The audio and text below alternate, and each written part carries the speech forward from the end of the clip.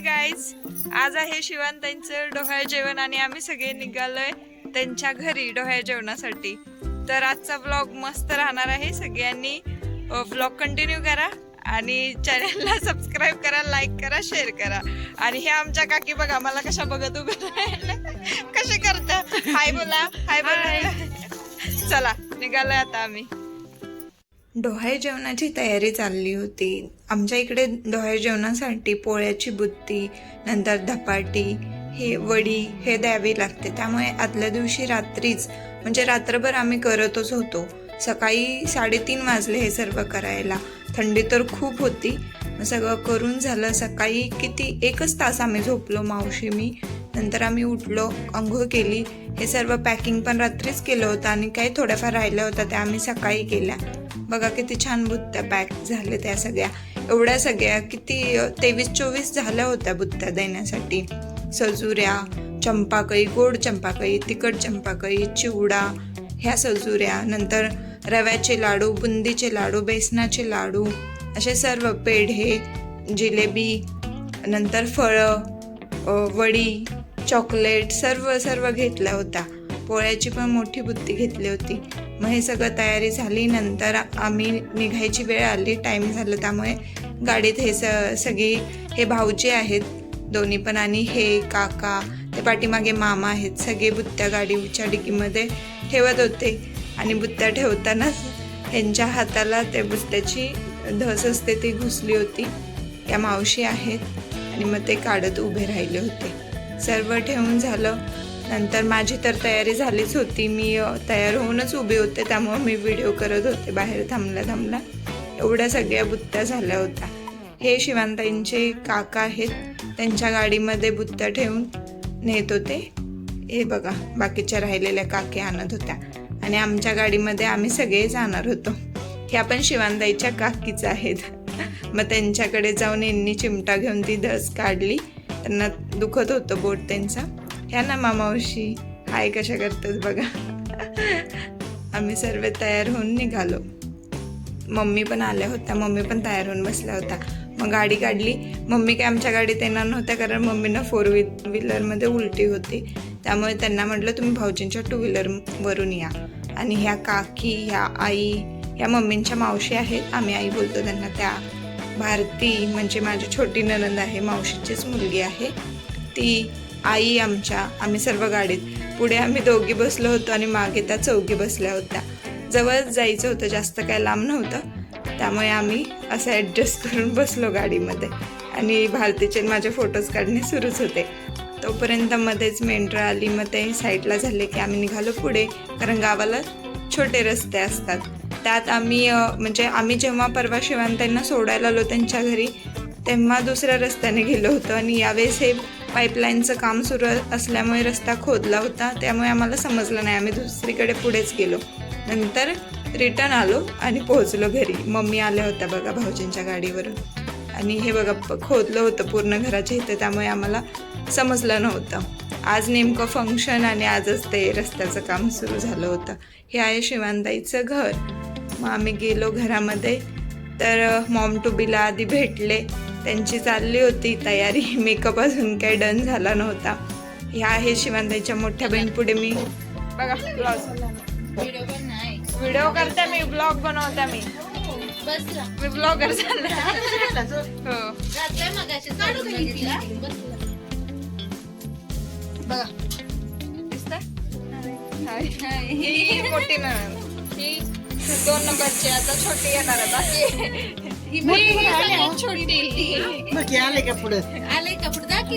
मग नंतर मी गेले डेकोरेशन पाहायला. घराच्या दारातच मंडप घालून हे डेकोरेशन केलं होतं. मस्त डेकोरेशन केलं होतं, छान सजवलेलं होतं. आणि भाऊजींचा मित्रच आहे डेकोरेशन करणारा. त्याने हे सर्व केलं होतं. छानच वाटत होतं, मस्त वाटलं. मग मी थोडा व्हिडिओ घेतला. चंद्रकोर वगैरे सगळं केलं होतं. मग भारतीन मी डेकोरेशन बघून व्हिडिओ करून रिटर्न घरी आलो. शिवांताईंची तयारी झाली का पाहायला. अजून माझ्या नणंद म्हणजे सोनालताई आमच्या आईच्या बाकी होत्या. बाकी सगळे आले होते फंक्शनला. मग फंक्शनची वेळ पण झाली होती म्हणून लवकर स्टार्ट करायचा होता कारण मुहूर्त होता. मुहूर्तामध्येच ओटी भरायची होती त्यासाठी.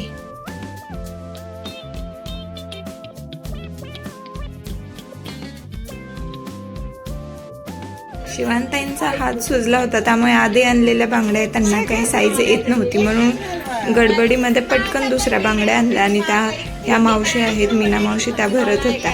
आणि ही बघा आमची बाळाची छोटी मावशी. आणि मी पण थोडी त्यांना जी ज्वेलरी होती ते घालायला मदत केली, फ्लॉवर ज्वेलरी. आणि मग आम्ही पटपट तयारी केली. आमच्या मम्मींची घाई चालली होती कारण मुहूर्त होत होता, मुहूर्तामध्येच सर्व झालं पाहिजे, त्यामुळे पटपट तयारी चालली होती. हा क्षण एका बाईच्या आयुष्यातला खूप मोठा आनंदाचा क्षण असतो आणि शिवानताईचं पण असंच होतं. त्यात त्यांनी या क्षणाची खूप वर्षे वाट बघितली होती आणि त्या एकट्याच नाही, आम्हाला सर्वांना खूप आनंद होता या क्षणाचा. आम्ही सगळे खूप हॅप्पी होतो. आणि शिवानताईंना बघा किती छान ग्लो आला आहे, त्या मस्त दिसत होत्या.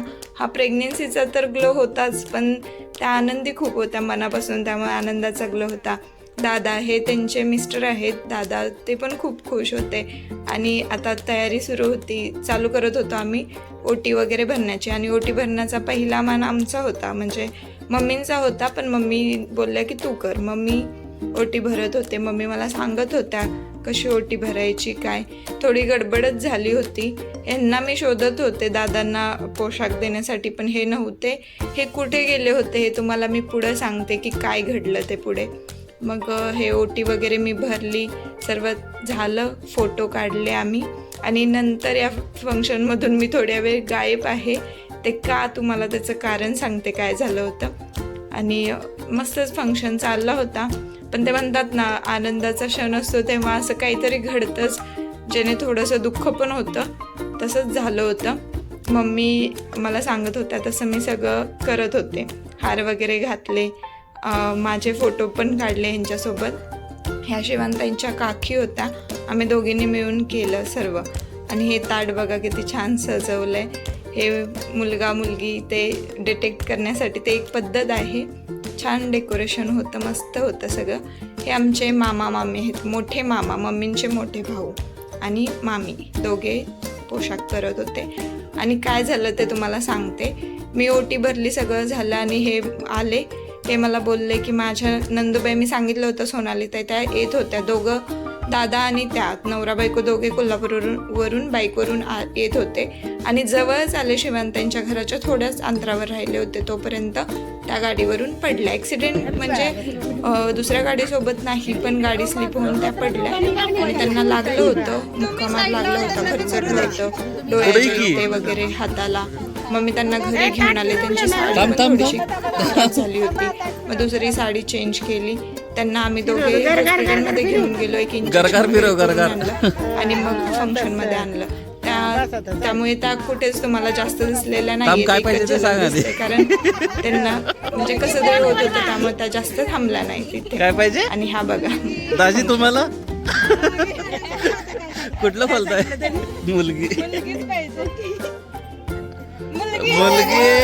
टाळ्या वाजवा.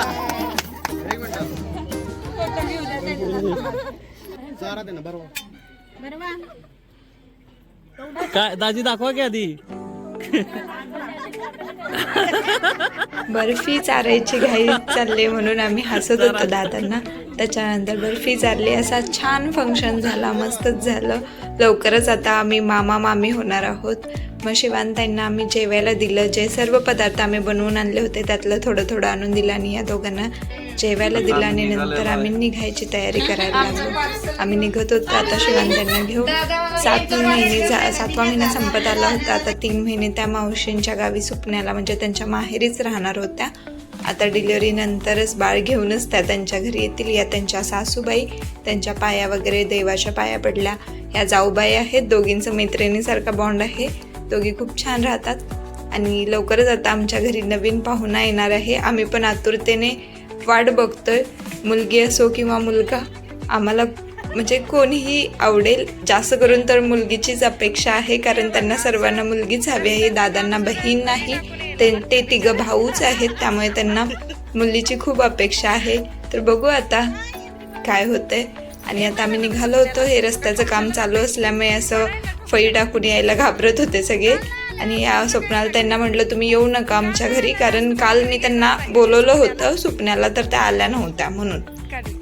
मम्मी 2 व्हीलरवरून येणार होता. आम्ही जसं आलो होतो तसंच परत 4 व्हीलरमध्ये चाललो होतो. आणि ही बघा बैलगाडी गावी, इकडे ऊसाची शेती असल्यामुळे असं बैलगाडी आहे. आणि शिवानताई त्यांच्या काकांच्या गाडीतून येत होत्या. मग आम्ही निघालो सगळे, त्यांची पुढे गाडी, आमची मागे, दोघांची लागोपाठ गाडी. आम्ही चाललोच होतो आणि मी भारती पुढे बसलो. पोहोचलो आम्ही सुपण्याला. आम्ही पण सुपण्यालाच गेलो. तिथे शिवानताईंचं छोटंसं वेलकम केलं होतं. मावशी आधीच गेल्या होत्या, मावशीने तयारी केली होती. आणि आता त्यांचं औक्षण चाललं होतं, कारण आता एक नवीन जीव येणार आहे, नवीन पाहुणा येणार आहे, त्याचं वेलकम आम्ही करत होतो. आणि मावशींनी शिवानताईची दृष्ट काढली, भाकर तुकडा ओवाळून टाकला, त्यांना साखर खायला दिली. छान वेलकम झालं शिवानताईंचं. मग त्यांना आम्ही आतमध्ये घेतलं. मी पण थोडा वेळ, किती 10 मिनिटच आम्ही तिथे बसलो, चहा घेतला आणि लगेच आमच्या घरी निघालो. कारण आम्हाला आज रात्रीच जायचं होतं मुंबईला. जायची तर इच्छा नव्हती, खूप कंटाळा आला होता, पण काय गेल्याशिवाय पर्याय नव्हता. कारण यांचं उद्या ऑफिसमध्ये ऑडिट होतं, यांना कामावरती जाणं गरजेचं होतं. त्यासाठी मग घरी गेले, पटकन रेडी झाले, जी काय साडी होती ती चेंज केली, बॅग पॅक केली आणि आम्ही लगेच आमच्या घरातून निघालो. मम्मी पण आमच्या नाराज होत्या, कारण आम्ही येताना नेहमी त्यांना वाईट वाटतं, त्या रडतातच येताना. कारण मम्मी पप्पा दोघेच घरी राहतात, आम्ही दोघे बाहेर राहतो. जेव्हा आम्ही घरी जातो तेव्हा आमच्या घरचं वातावरण खूप चांगलं असतं, हॅप्पी असतं. आम्ही सगळे एकत्र असलो की भारी वाटतं घरी. सर्वांनी आमच्या शिवानताईंना छान छान आशीर्वाद द्या, ब्लेसिंग्स द्या की हो त्यांचं होणारं बाळ हेल्दी होऊ देत. आणि आता आम्ही निघालो घरातून मुंबईला जायला.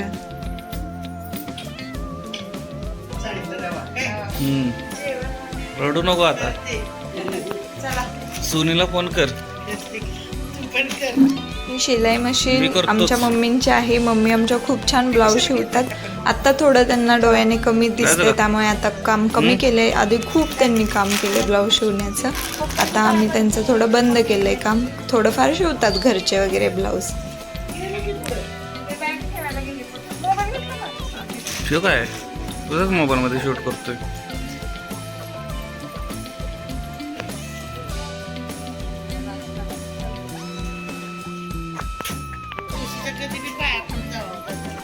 माझा पाय लागला.